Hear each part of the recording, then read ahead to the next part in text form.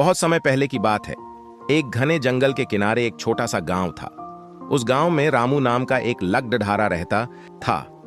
रामू बहुत गरीब था, लेकिन वह बहुत ईमानदार और मेहनती था। एक दिन लकड़ियां काटते काटते वह जंगल में बहुत दूर निकल गया।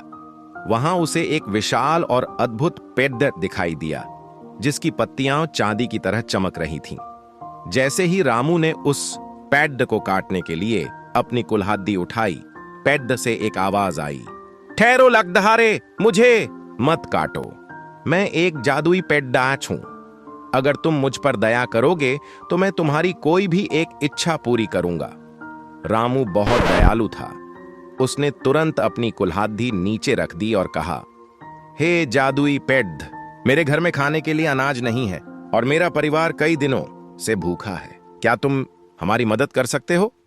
पेड़ ने अपनी टहनी हिलाई और देखते ही देखते रामू के सामने स्वादिष्ट पकवानों से भरी एक सोने की थाली प्रकट हो गई। रामू बहुत खुश हुआ और वह थाली लेकर अपने घर लौट आया। अब रामू का परिवार आराम से रहने लगा। लेकिन रामू का एक पड्डिड़हौसी था, जिसका नाम भोलू था। भोलू बहुत लालची और ईर्ष्यालु स्वभाव का था।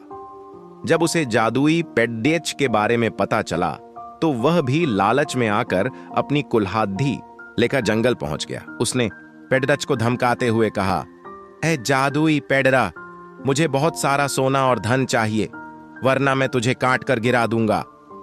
पेड्डा ने उसे समझाने की कोशिश की, लालच करना अच्छी बात नहीं है भोलू, जो तुम्हारे पास है उसी में खुश रहो। परंतु भोलू नहीं माना और उसने गुस्से में आकर पेड्डेच के तने पर कुल्हाड़ी से जोरदार वार कर दिया। जैसे ही कुल्हाड़ी पेड्डेच को लगी, उसमें से सोना निकलने के बजाय हजारों जहरीली मधुमक्खियां निकल आईं। मधुमक्खियों ने भोलू को बुरी तरह काटना शुरू कर दिया। भोलू अपनी जान बचाकर वहां से भागा और उसे अपनी गलती का एहसास हुआ। उसने पेड्डेच से माफी मांगी और कसम खाई कि वह फिर कभी लालच नहीं करेगा।